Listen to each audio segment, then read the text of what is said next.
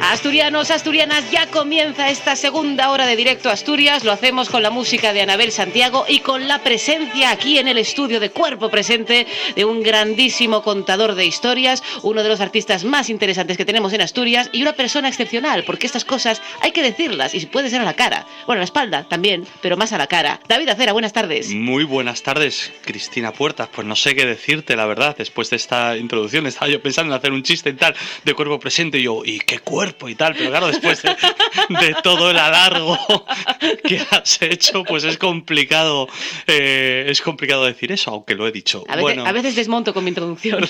No, muchísimas gracias de verdad por una introducción tan cariñosa y muy contento de estar como siempre aquí en la radio pública de nuestra tierra y sobre todo pues también contigo, pues siempre un placer. Qué bien. Dices también lo de estar en la radio pública de nuestra tierra porque has estado en tierras muy lejanas. Sí, bueno, y además lo hemos charlado aquí también, sí. Pues finales de octubre, tardé hasta mediados de noviembre en volver porque me quedé por Madrid también, pero sí estuve el año pasado en la que fue mi gira más internacional y durante más tiempo en Chile, Argentina, Uruguay, Panamá, Venezuela, pues 3 meses de tourné como la Piquer cuando se iba a hacer las Américas, pero con menos glamour. Aún así, pues una pasada de gira y las que están por venir. La verdad es que le he cogido muchísimo gusto a viajar y lo estoy haciendo gracias a los cuentos, gracias a las artes escénicas y a las ganas, ¿no? Qué bien. Es que al final es lo más ancestral, la necesidad de contar. Yo creo que sí. Yo siempre digo lo mismo.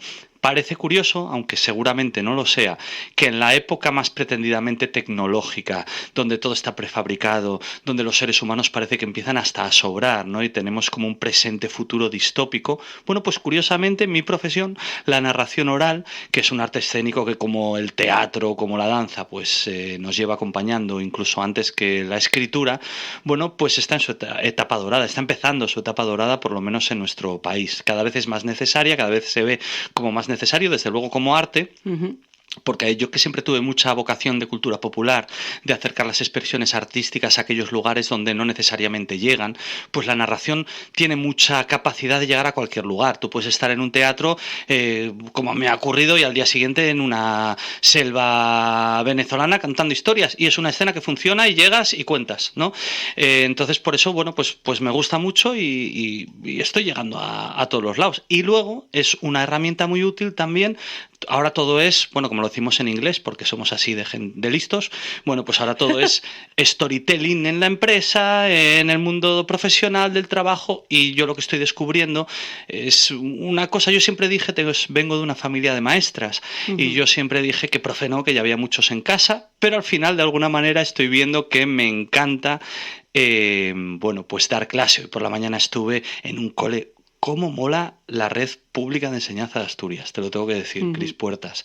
Y siempre acabo descubriendo, bueno, hay muchos, porque todos sois mis preferidos, porque trabajo en muchos coles de Asturias, pero este año estoy como muy in love por seguir en la línea de no usar el castellano que tenemos últimamente. Muy bien, perfecto, fantástico. Claro, es que ahora ya eres un políglota, claro. Muy viajada. Pues eso, como claro. se puede decir storytelling, habrá que decir in love, con el Colegio Público de Raíces, por ejemplo, que es de donde estuve hoy por la mañana. Un pedazo colegio con un pedazo proyecto, como por suerte tenemos muchos dentro de nuestra red de enseñanza pública de Asturias. Entonces he descubierto que me gusta mucho dar clase a la gente del cole, pero también en ámbitos profesionales, también en la universidad, y que además cada vez está más demandado este arte de contar historias como una herramienta útil también para mejorar nuestra expresión oral pública, porque necesitamos hablar y necesitamos hablar bien cada vez más.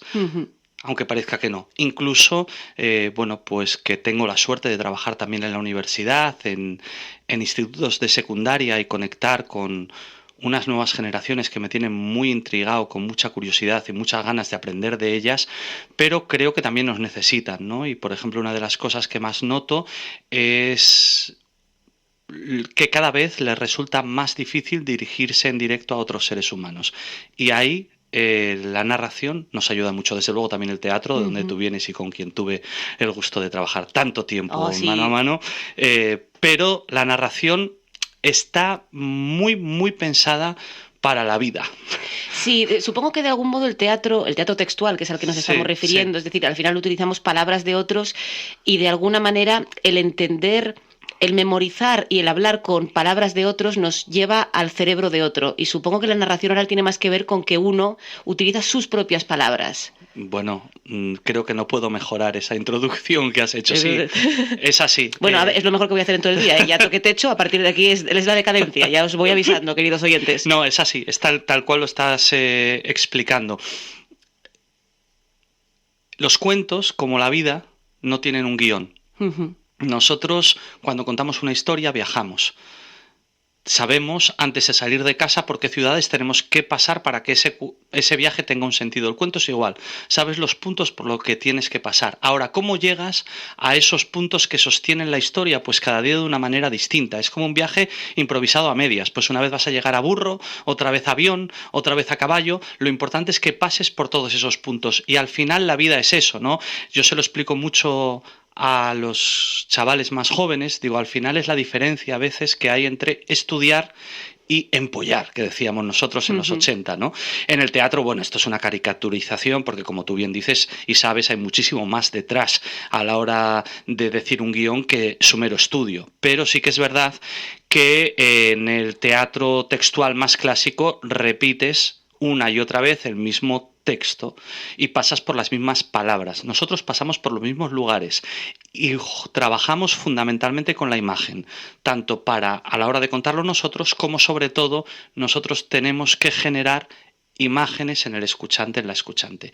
Y eso me parece que es especialmente útil, en eso estoy mucho últimamente, para la expresión oral pública, porque volviendo al inglés, ahora está muy de moda y oye, con el respeto, porque esto también es como hablar del teatro solo del texto, ¿no? Claro. Del textual. Hay una gran variedad de profesionales excelentes también, pero yo tengo la impresión que los coaching, el coach, que lo hemos oído todos hablar mucho, que son los que fundamentalmente, por ejemplo, en el ámbito profesional, se están ocupando, y también en el político, se están ocupando de la formación de los oradores de este país, en muchas ocasiones generan unos productos, si hablamos así, ¿no? Muy estandarizados, muy parecidos, muy iguales. En la narración oral partimos de cada narrador y narradora interior y desde ahí enseñamos a construir discurso, también a manejar las herramientas como la respiración, el cuerpo, la voz, desde luego, y una fundamental para nosotros que es la imaginación, la creatividad. Para nosotros como narradores, pero si nos ponemos a pensar cada uno y cada una en nuestro ámbito profesional, por volver ahí, veremos que todas estas herramientas las necesitamos mucho en el día a día y yo te diría que en todas las profesiones y también en el ámbito personal, pero vaya, por centrarme un... Sí, yo estoy de acuerdo que a nivel profesional es muy necesario y estoy de acuerdo en que cada vez más. Me da la impresión de que el mundo en el que vivimos cada vez es más necesario esta característica y estas herramientas, pero a nivel personal también, quiero decir, el saber definir lo que te ocurre y hacerte entender y crear imágenes en común con la persona con la que quieres hablar a un nivel personal, a un nivel emocional, te facilita mucho la vida. Sí, yo ahora te estaba escuchando y digo muchas veces, ¿para qué vamos a terapia de pareja si lo que necesitamos en nuestra vida es un narrador que nos enseñe a canalizar la emoción? Bueno, por hacer un chiste también, ¿no? Pero efectivamente muchos de los problemas que podemos tener en nuestro día a día a nivel relacional se cortarían bastante si fuéramos capaces de poner en palabras lo que pasa por nuestra cabeza y nuestro corazón, porque al final se trata de manejar discurso y emoción en un mismo vehículo que para mí ha acabado siendo el cuento. Hay otras herramientas, aunque esta es quizás menos conocida hasta la fecha, aunque cada vez lo es más, y es muy útil y en eso estoy ahora muy centrado, ¿no? Además también de la escritura, de las actuaciones, de los viajes, que espero que este año me vuelvan a llevar también por un buen puñado de países. Claro, además este año es importante porque este año cumples 20 años. 20 años, alguno más en el teatro. Y 20 años concretamente desde que mis amigas, Glory Sagasti, una gran narradora de aquí de Gijón, y Rosa Piquín, una profe, que montó el último programa digno de tal nombre de promoción de la lectura de Asturias, allá por el año 2004, lo cual no habla en este caso muy bien de nosotros, pero otras cosas sí que lo hacen, ¿eh? Quiero decir, lo que pasa que sí que creo que vuelve a ser hora de volver a montar un Crecer Leyendo, que así se llamaba, que fue la pera limonera, y gracias al cual yo me dedico a esto, 20 años contando cuentos y en los últimos 4, pues con una intensidad también internacional, pues que me hace muy feliz y que ocupa casi todas las horas de mi vida. Lo que me gusta es trabajar, lo cual es una suerte y una maldición a la vez, ¿no? Claro. Entonces me levanto por la mañana, me acuesto por la noche y de vez en cuando intento socializar, que últimamente, aunque estoy mucho con personas, pues me pasa lo mismo que contigo, que me gustaría, además de charlar en la radio, pues poder Tomarnos un café, tomar claro. un café y una cosa más informal, pero estoy todo el rato como viendo a gente que me gusta mucho, pero en este tipo de ámbitos. Entonces, bueno, estoy esforzándome un poco también en eso, pero me gusta tanto currar que pues estoy todo el día. Que uno siempre echa el corazón y las emociones y al final dices, bueno, pues hay una parte también que personal, hace la vida ¿no? social y personal que también la vuelco en el trabajo, claro. Muy importante. Estoy muy believer del gimnasio últimamente, lo venía aquí contando. Así como todos los señores de más de 40, pues estoy ahí haciendo ejercicio, pero bueno, pues además de la alimentación, el gimnasio, pues una vida... Claro, por esto me llevas aquí esta sudadera ya para marcar que vas al gimnasio. Bueno, y porque admiro mucho a Mohamed Ali, que sí, es una sudadera de Mohamed Ali, amigos de la radio que no estáis aquí. Claro, dicen, no, esta gente está hablando de cosas que ven ellos. Porque admiro mucho a este señor, más allá de su faceta deportiva, sino como ser humano me interesa mucho, bueno, pues todos los movimientos en general que han trabajado por la igualdad de las personas, yo soy muy fan. Y uno de los que más me interesa también es todo el movimiento que hay, bueno, pues por parte de la población negra de Estados Unidos, porque además fue tan potente a nivel, nosotros que nos dedicamos a la cultura, ¿no? A nivel cultural, pues si te pones a pensar en el movimiento de los Panteras Negras en los 60-70, es una de las cosas más bonitas que le ha pasado al planeta Tierra, ¿no? Esa música, ese estilazo, esas chulazas y chulazos, y en ese contexto pues Mohamed Ali sigue representando, bueno, pues ese grito, ese basta ya, que hace tantos años llevaron los antiguos esclavos a las calles, plazas y barrios de Estados Unidos, ¿no? Entonces, bueno, pues yo creo que hay que llevar también la ropa, tiene que hablar de uno. Y a mí, bueno, que no soy yo muy amigo de las marcas, tampoco muy enemigo, pero no soy muy amigo de las marcas, yo quiero que mi ropa hable por mí y como en tu caso también haces, pues honres a la gente que te parece importante y que te parece que construye un mundo mejor. Qué bonito, David. Estoy ahí venido arriba. Estás venidísimo arriba. Vamos a hablar de lo que te ha traído aquí, porque llevamos hablando, claro, de la... Es que es muy difícil hacer una entrevista meramente funcional contigo, porque la gracia de verdad está en todo lo que tienes que contar, porque claro, por eso eres tan buen contador de historias. Pero realmente la base, el clic, la chispa por la que te llamamos en esta ocasión, claro, como este hombre entre que viaja más que el fugitivo, tiene funciones, escribe, tiene de todo, pues es muy complicado cogerte una faceta determinada, pero es que vas a dar un curso en Matadero en febrero. Sí, me gusta mucho porque en Oviedo, que es mi ciudad, y que, bueno, pasó también, todo hay que decirlo, por mejores momentos culturales que el que atraviesa en la actualidad, pero no ha vuelto a ser una ciudad gris como la que, en mi opinión, era en los años 90 del siglo pasado, que era una ciudad bastante alejada del dinamismo cultural que por aquel entonces se encontraba en Gijón. Después Oviedo tiene un pequeño chispazo que hace que surjan muchas cosas y aunque ahora no estamos justo en esa chispa, sí que siguen pasando cosas sin parar, hechas fundamentalmente por los ovetenses y por los vecinos y vecinas de Oviedo. Ahí es donde todavía está el dinamismo, yo diría, ¿no? Y dentro de eso, pues una de las cosas que a mí más alegría me han dado ha sido precisamente la reapertura de una librería histórica de Oviedo, que era la librería Ojanguren, pero con un nuevo nombre y un nuevo impulso y unos nuevos objetivos. Se llama Matadero 1.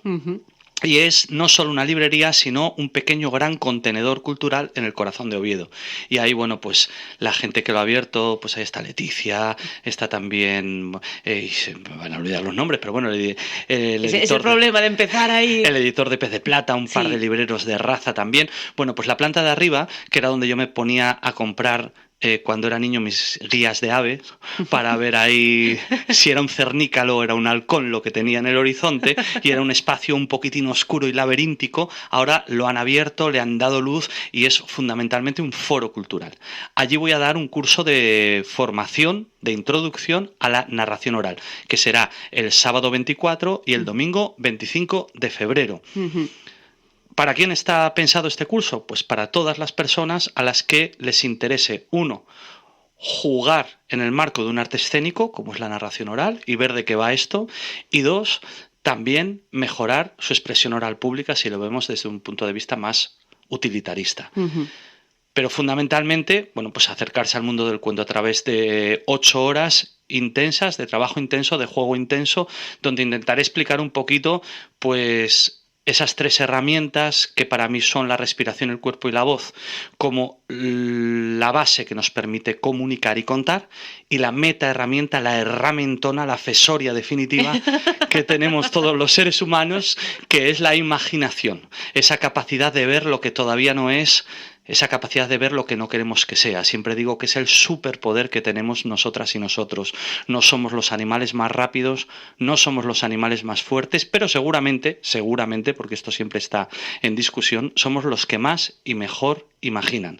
Entonces vamos a trabajar todo eso, vamos a hablar de cuentos tradicionales, vamos a ver cómo se selecciona un repertorio, cómo hacer un hablar interesante, qué significa hablar y escuchar para un narrador. Y yo animaría a cualquier persona, suelen venir muchos docentes, eso es verdad, pero a cualquier persona que tenga, por ejemplo, también un interés profesional, que se dedique a cualquier cosa que se puedan imaginar en la cabeza y que piensen alguna vez, oye, a mí es que me da no sé qué cuando tengo que hablar para más de 3 personas. Por ejemplo, me pasa mucho con profesores, te vas a quedar muerta, no lo sé, pero que tienen un miedo atroz a hablar con adultos y adultas, por ejemplo. Lo pasan fatal hablando en un claustro, lo pasan fatal hablando con personas en el día a día. No. Entonces, bueno, con los niños y las niñas se permiten jugar más y están muy a gusto en clase y son unos profes de la leche, pero cuando les toca trabajar, por ejemplo, con adultos, ahí se traban más, ¿no? Entonces, bueno, pues también pues hay truquillos, hay juegos, como tú también bien sabes, como mujer de la escena, que nos pueden ayudar a desenvolvernos mejor. Entonces, si hay gente que le apetezca, que se dirija a las redes sociales, por ejemplo, de Matadero 1 o a las mías, David Acera, y ahí nos escriben info@matadero1.com, ahí se pueden apuntar al curso.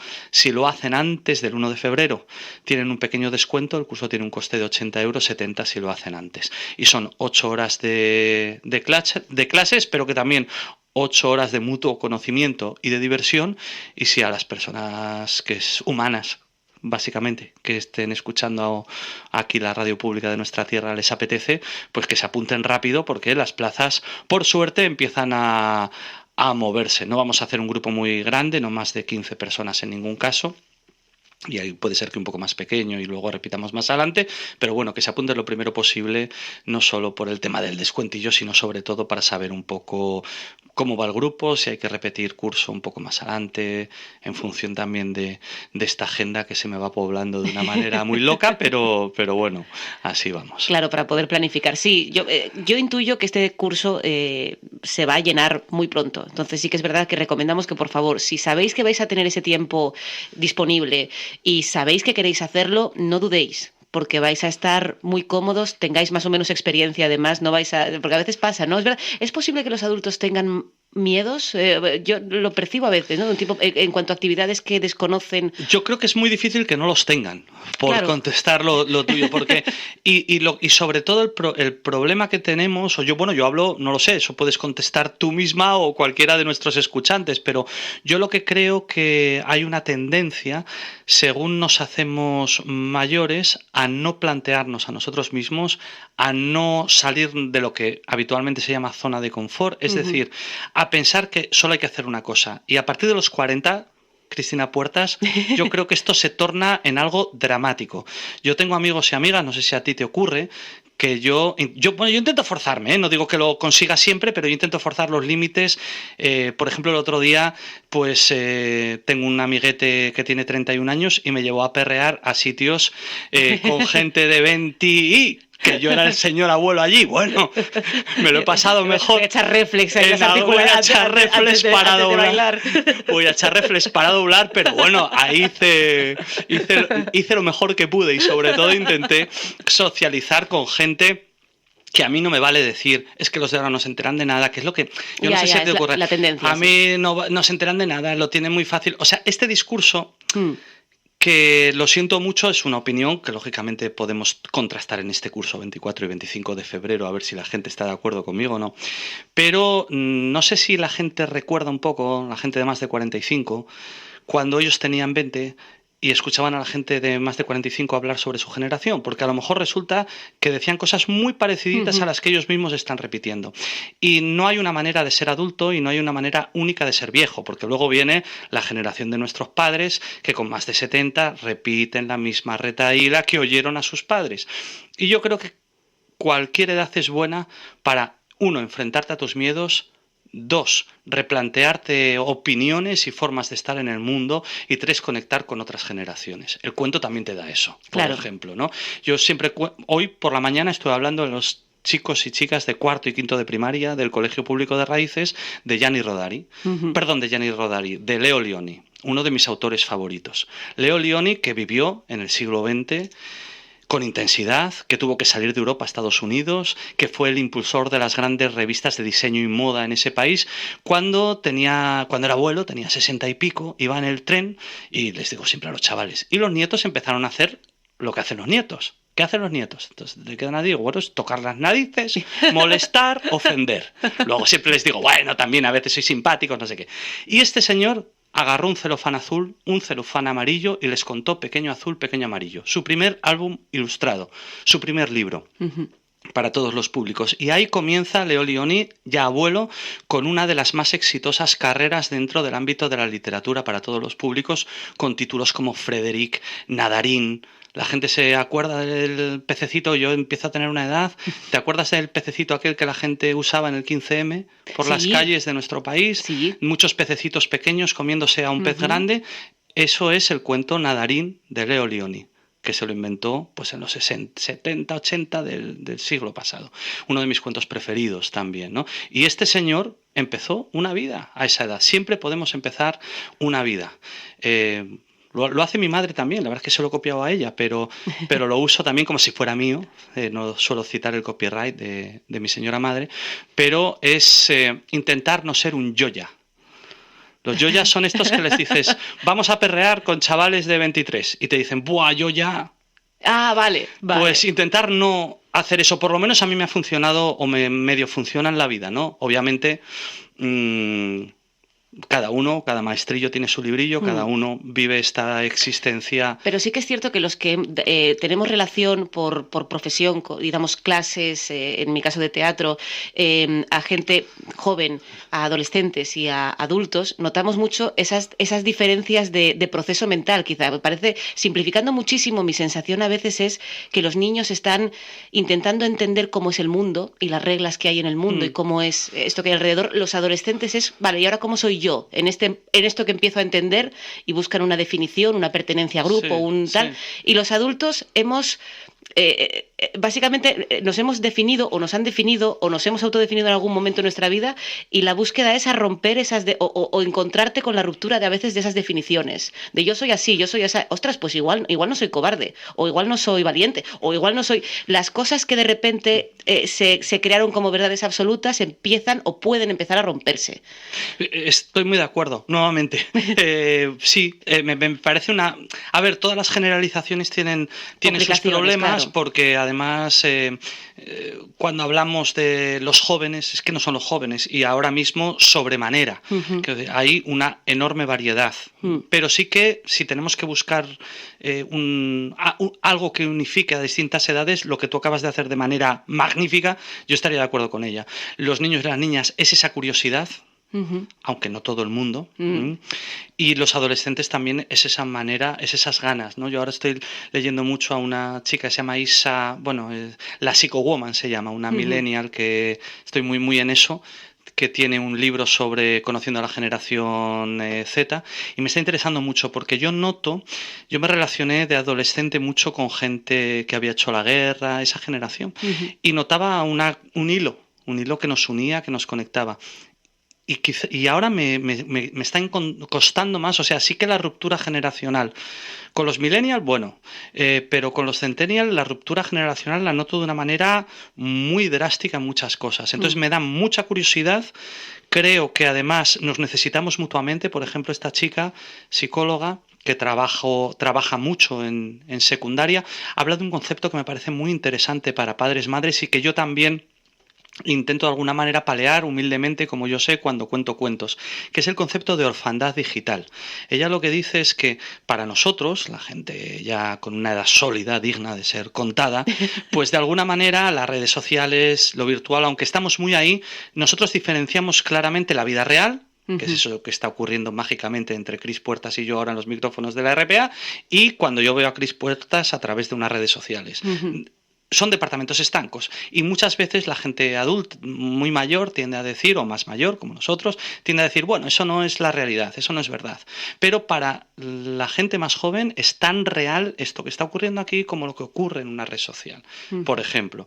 Y nosotros con decir que eso no es realidad estamos dejando sin acompañamiento a toda la gente joven que creo que también nos necesita, que necesita nuestra experiencia, nuestro punto de vista, igual que nosotros necesitamos menear el culo y que nos digan cómo es el mundo, que no es que venga, es que ya es. Entonces, es importante vivir en el mundo en el que uno vive hasta que se muere. Nuevamente, esta es una opinión.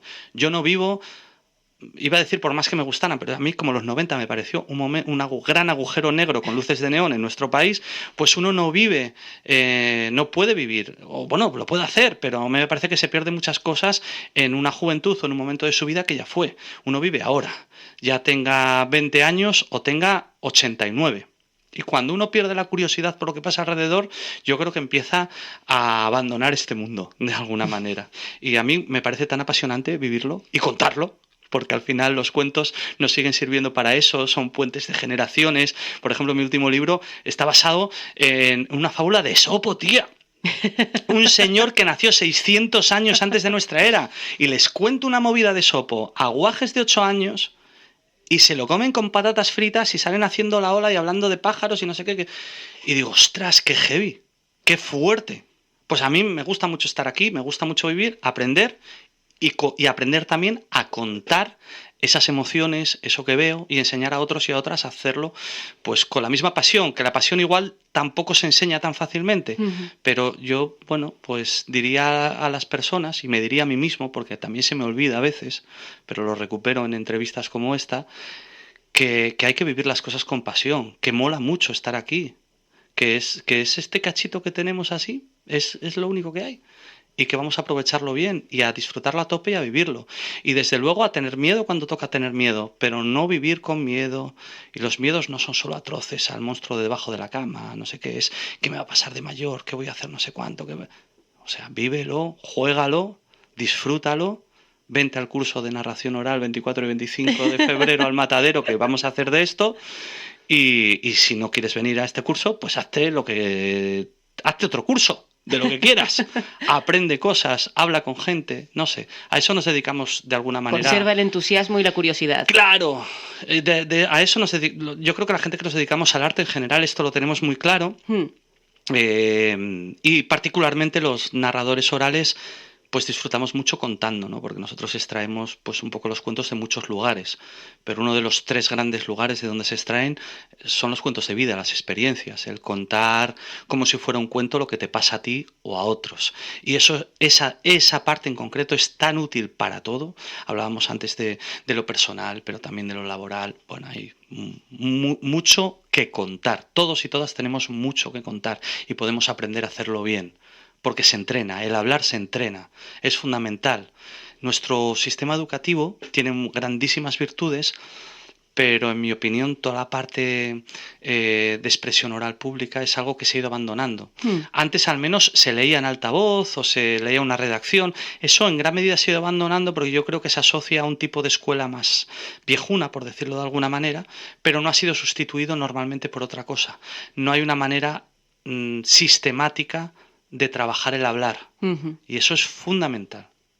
Porque de ahí para mí viene todo. Mira, yo que trabajo mucho pues eso, en el ámbito de promoción lectora, cada vez hay más planes nacionales de lectura. Bueno, el primer paso fue hablar de Plan Nacional de Lectura, Plan Nacional de Escritura. Es decir, leer es contar, pero primero era por escrito. Ahora cada vez hay más planes que hablan como el de Colombia, Plan Nacional de Lectura, Escritura y Oralidad.